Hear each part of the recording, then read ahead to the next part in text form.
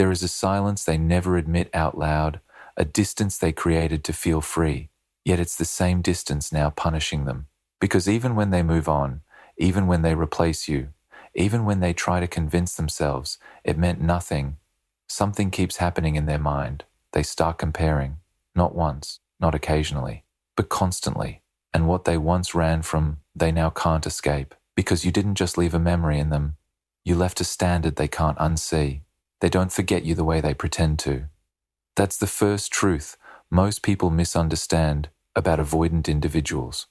On the surface, they appear detached, composed, even unaffected after a breakup or emotional separation.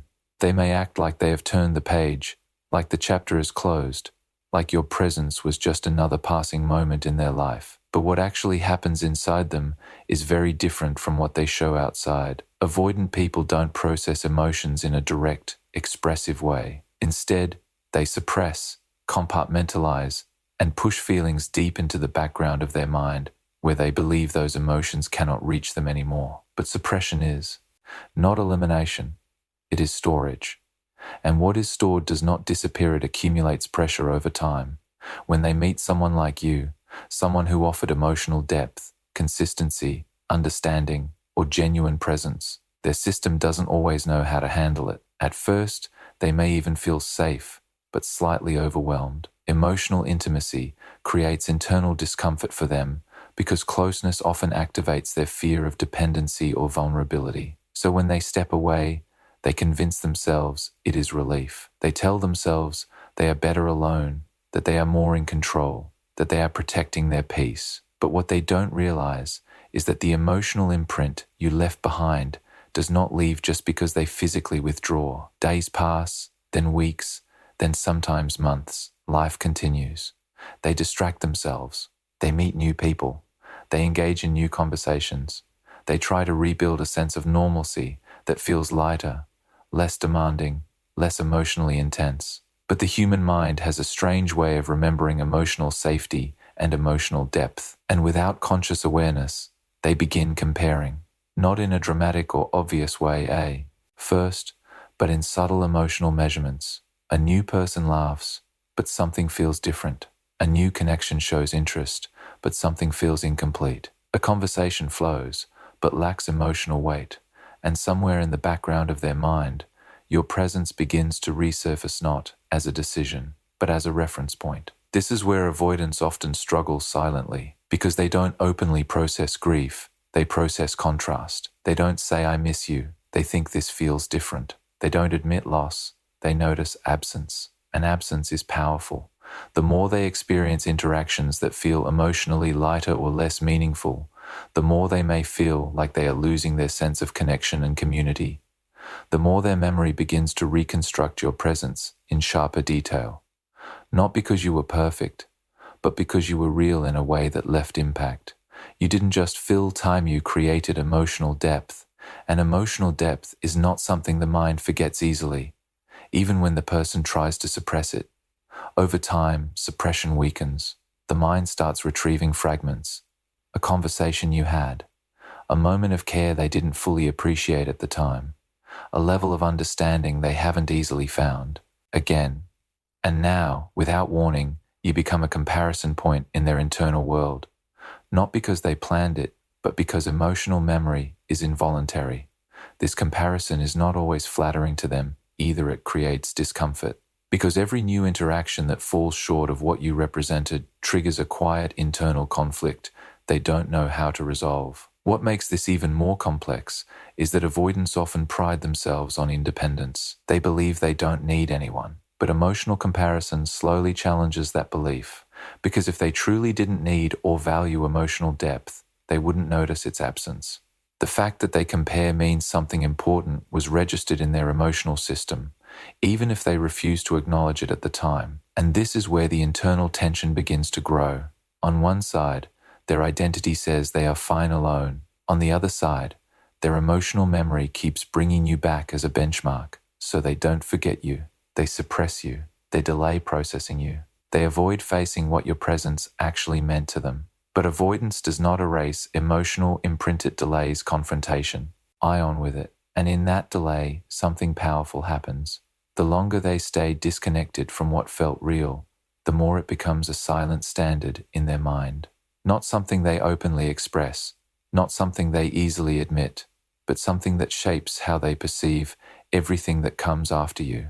Every new connection an avoidant enters is rarely just a fresh emotional experience, it becomes an unconscious measurement system. They don't always realize they are doing it, and they would rarely admit it even to themselves, but their mind starts evaluating, comparing, and sorting every new interaction against a silent reference point. That reference point is often not the idealized version of love, but the emotional imprint left by someone who actually reached them on a deeper level. And once that imprint exists, it quietly becomes the background against which everything else is judged. At first, they don't approach new people with comparison in mind. They genuinely try to move forward in their own way. Avoidants often convince themselves that emotional detachment means they are unaffected by the past. So when they meet someone new, there is curiosity, distraction, and sometimes even excitement. The newness feels lighter because it doesn't carry the emotional weight of history. There are no unresolved feelings at the beginning, no complicated memories attached, no vulnerability that has already been exposed.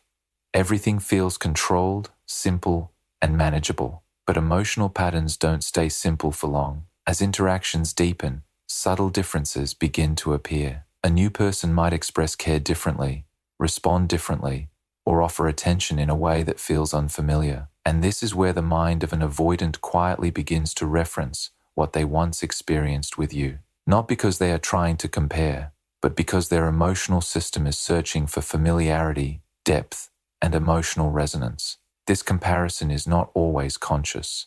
It doesn't come as a clear thought like you were better. Instead, it shows up in feelings they struggle to explain. A conversation feels slightly emptier than expected. A moment of closeness feels less meaningful than it should. A gesture that should feel comforting doesn't fully land. And in those subtle emotional gaps, the memory of your presence begins to surface as a contrast to. E cannot ignore. What makes this even more powerful is that avoidants often struggle to articulate emotional dissatisfaction. They are more likely to withdraw than to express confusion. So instead of saying something feels missing, they detach slightly. Instead of identifying what is lacking, they become internally restless. And that restlessness feeds the comparison cycle. The mind begins to ask silent questions. Why doesn't this feel the same? Why does this feel lighter but less meaningful? Why does something still feel incomplete even though everything looks fine on the surface? As they move from one interaction to another, this pattern strengthens. Each new connection becomes another data point, not a conscious evaluation, but an emotional comparison built from memory fragments. How someone listens, how someone responds under emotional tension, how someone shows care when things are not perfect. And slowly, your emotional presence becomes the most vivid reference point in their internal system, not because you are physically present, but because your impact was emotionally distinctive. Avoidants often confuse emotional intensity with emotional overwhelm. So in hindsight, the why may reinterpret past depth as something they couldn't handle at the time. But when they encounter relationships that lack that depth, the absence becomes noticeable. It is not that every new person is worse or less valuable, it is that emotional experiences are not identical. And once they have experienced a certain level of emotional connection, even if they resisted it, their internal baseline shifts. This is where internal conflict begins to form. On the surface, they may still believe they are better off detached, better off independent, better off avoiding emotional complexity. But internally, their comparison system starts to highlight differences they cannot fully dismiss. One connection feels easier but emptier. Another feels stable but emotionally flat. Another feels safe but not impactful. And somewhere in between those experiences, the memory of what felt deeply real begins to stand out more clearly. What makes this process so psychologically intense for avoidants is that it challenges their core coping strategy. They rely on emotional distance to feel in control, but comparison introduces emotional awareness they did not invite. It forces them to notice what is miss, seeing without forcing them to confront why it matters.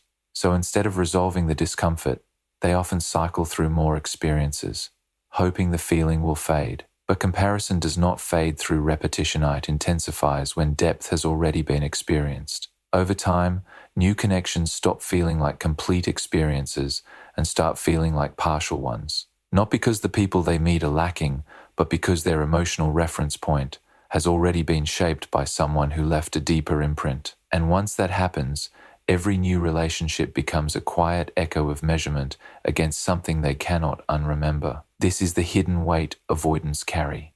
They do not openly compare, but their emotional system does.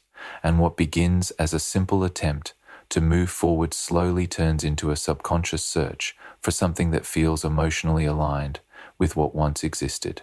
Distance rarely does what people expect it to do in emotionally avoidant dynamics. From the outside, it looks like space should bring clarity, healing, and emotional reset. It looks logical if someone steps away from intensity, they should feel lighter, freer, and more stable.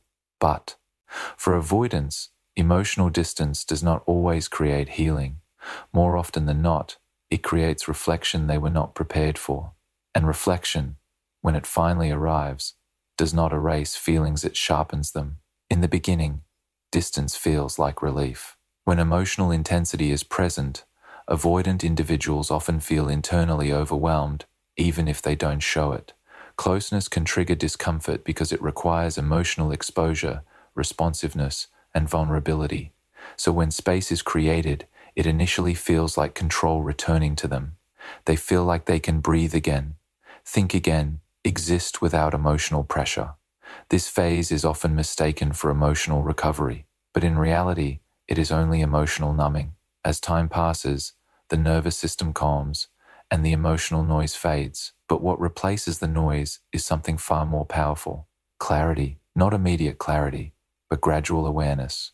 Without constant emotional stimulation, the mind starts replaying moments that were previously pushed aside. Conversations, gestures, reactions, and emotional exchanges begin resurfacing not as dramatic memories, but as subtle impressions that slowly accumulate meaning. Avoidants are particularly vulnerable to this stage because they don't process emotions in real time. Instead of engaging with emotional experiences fully, they often defer them. So when distance removes immediate pressure, the backlog of unprocessed emotional material begins to surface.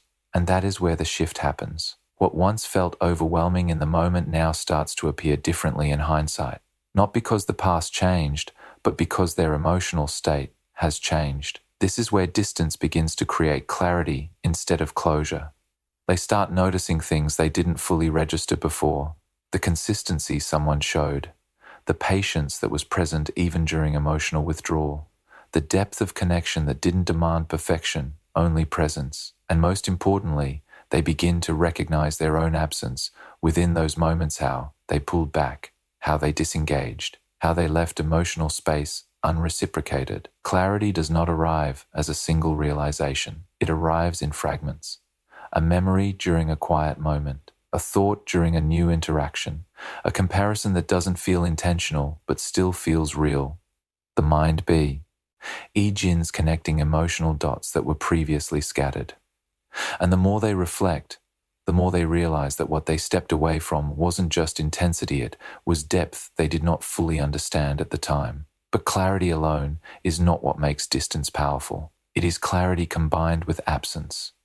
Because they are not just remembering you, they are remembering you without access to you. And that difference is crucial. When something is present, the mind normalizes it.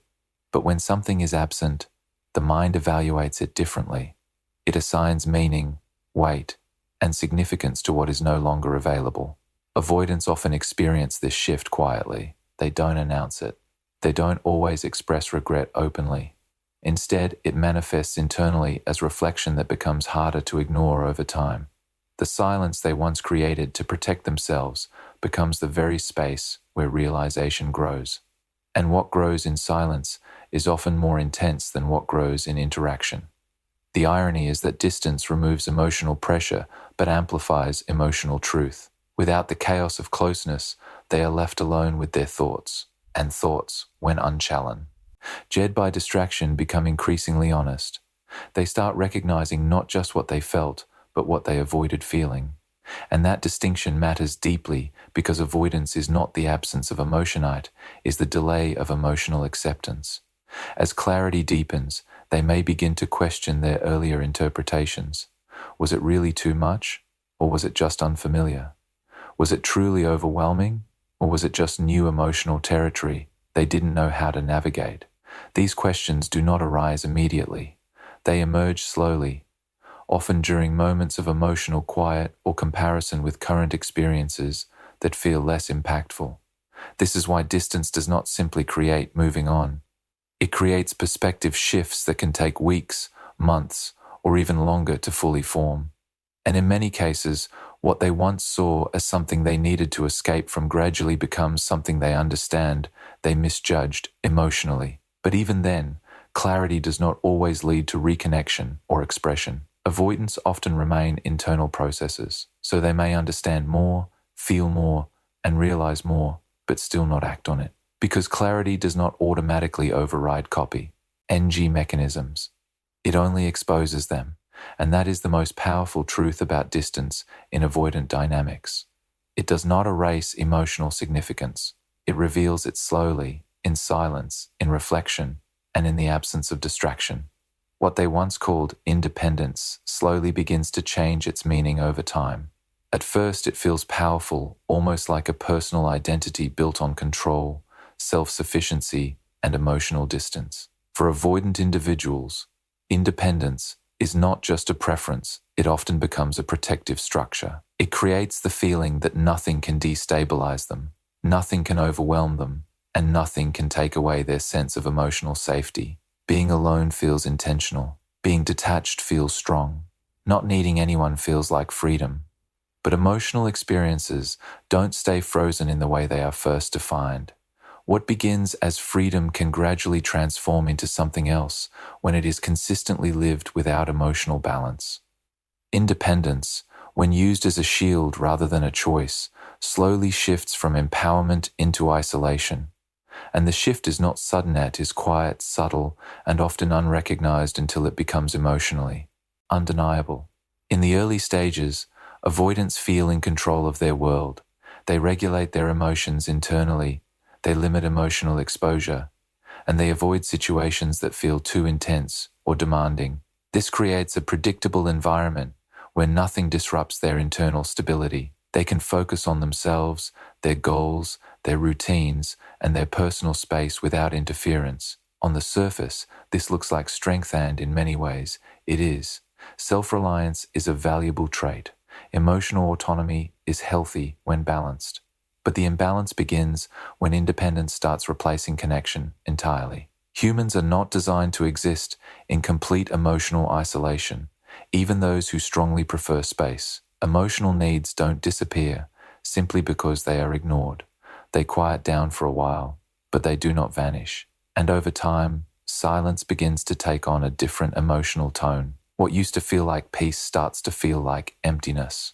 What used to feel like control starts to feel like repetition. Days begin to feel similar. Interactions feel surface level, and emotional stimulation becomes limited. Even when they are surrounded by people, avoidant S can still experience a sense of emotional distance because closeness is not just physical, it is psychological.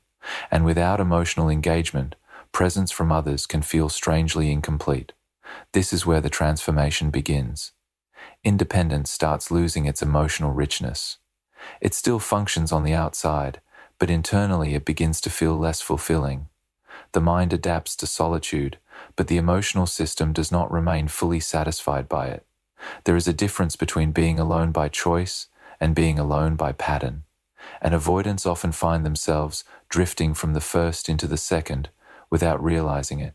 As time progresses, they may begin to notice small moments of emotional contrast. Situations that once felt fine now feel slightly emptier. Conversations that once felt neutral now feel less engaging.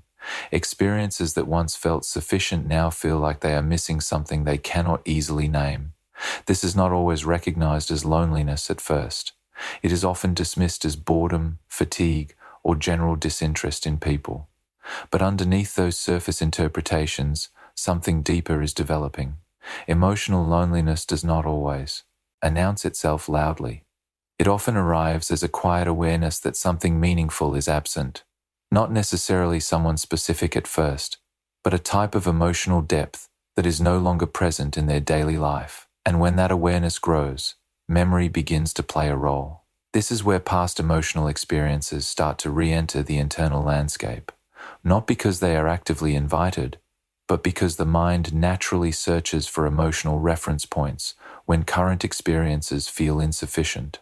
And the more emotionally flat the present becomes, the more vivid certain past connections begin to feel in comparison. Not idealized, not exaggerated, but emotionally significant in a way that stands out against current emptiness. Avoidants often struggle to recognize this shift because it conflicts with their identity of self-sufficiency. Admitting emotional loneliness feels like contradicting the very structure they built to protect themselves. So instead of naming it, they may rationalize it. They may stay busy, increase distractions, or continue reinforcing independence as a concept. But emotional experience does not disappear through rationalization it waits beneath it. Over time, independence stops feeling like expansion and starts feeling like limitation. There is less emotional exchange, less vulnerability, less shared experience. Life becomes manageable, but also less emotionally textured. And this is where the internal contradiction becomes stronger. They are functioning well externally, but something internally feels unfulfilled. The key realization that often forms slowly and sometimes reluctantly is that independence alone does not create emotional wholeness. It creates stability, yes, but not depth. It creates control, but not connection. And without connection, even the strongest sense of independence begins to feel incomplete in ways that are hard to articulate but easy to feel. This is how emotional loneliness develops in avoidant dynamics, not as a sudden breakdown, but as a gradual recognition that self-sufficiency has a limit. And beyond that limit, something human begins to surface again. The quiet awareness that emotional connection was never truly unnecessary, only temporarily suppressed. Internal conflict in avoidant individuals does not usually look dramatic from the outside. There are no obvious breakdowns, no visible sea on fusion, and no direct admission of struggle. Instead, it happens quietly beneath the surface, where thoughts and emotions begin to pull in opposite directions. One part of them tries to maintain control, distance, and emotional independence. Another part begins to register what was felt, what was lost, and what still lingers in memory. The tension between these two internal forces creates a psychological loop that is difficult to resolve because neither side fully disappears. On one side, there is the identity they have built around self-protection. This part of them believes that emotional distance is necessary for safety. It reinforces the idea that closeness leads to vulnerability, that vulnerability leads to discomfort, and that discomfort should be avoided at all costs. This belief system is not random. It is often shaped over time through emotional experiences where consistency, understanding, or emotional responsiveness may have felt unreliable. So avoidance becomes a strategy, and strategy becomes identity. On the other side, there is emotional memory. This is not always logical or structured. Art is experiential. It remembers how certain connections felt, not just how you were labeled. It remembers emotional safety, even if it was complicated. It remembers depth, even if it was overwhelming at times. And most importantly, it remembers the difference between genuine emotional presence and emotional emptiness. This side does not argue in words, it speaks through feeling, and feelings are harder to silence completely. When these two internal systems operate simultaneously, conflict begins to form. For example, the rational side may say, "I am better without emotional dependence," while the emotional side quietly reacts to experiences that feel less fulfilling. A new interaction may appear fine on the surface, but something internally feels misaligned. The mind tries to maintain consistency with the belief of independence, but the emotional system begins to question the quality of that independence. This is where cognitive dissonance develops. They are holding two truths that do not fully align. One truth is based on protection and control. The other is based on emotional comparison and lived experience. Neither side is entirely wrong. but they cannot comfortably coexist without tension. So instead of resolving the conflict directly, avoidants often oscillate between the two states.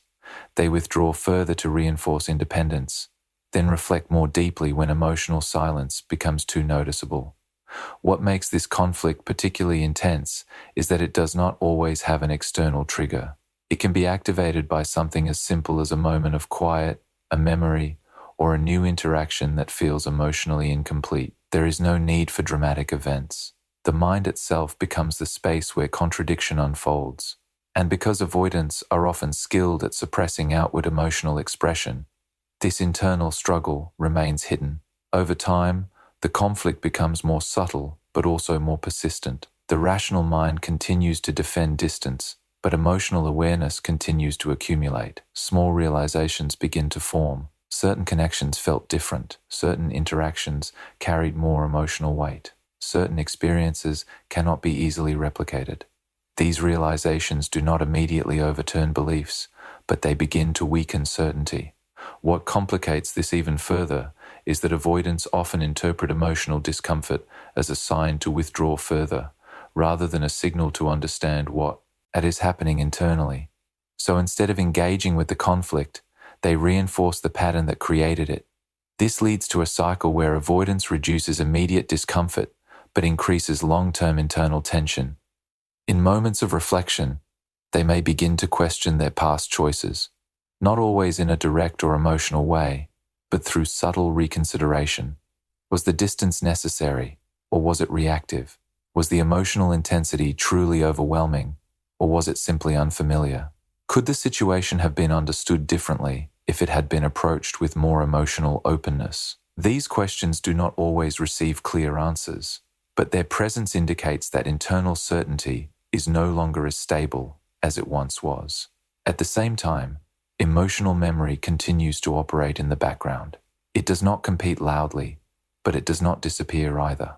It resurfaces during new experiences, comparisons, or moments of emotional silence. And each time it resurfaces, it reinforces the awareness that emotional experiences vary significantly in depth and impact. This creates an ongoing evaluation process that avoidants did not consciously choose, but now find themselves experiencing.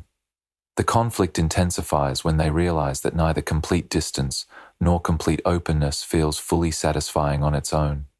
Distance creates safety, but emotional emptiness. Connection creates meaning, but emotional vulnerability. So they are left in a space between two psychological states, trying to balance control with emotional truth. What emerges from this ongoing tension is not immediate resolution, but awareness. Awareness that emotional suppression has consequences. Awareness that independence has limits. Awareness that emotional experiences leave lasting impressions even when they are not fully acknowledged at the time.